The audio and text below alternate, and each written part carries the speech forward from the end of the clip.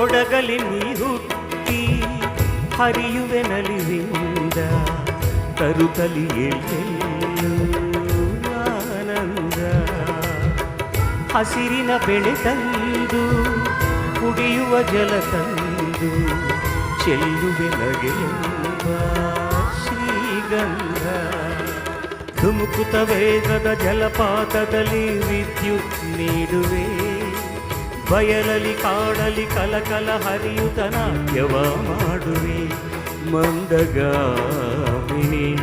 ಶಾಂತಿವಾಹಿನಿ ಚಿರನೂತನ ಚೇತನದಾತೆಯು ನೀನೇ ದಕ್ಷಿಣ ಮಂದಾಕಿನಿ.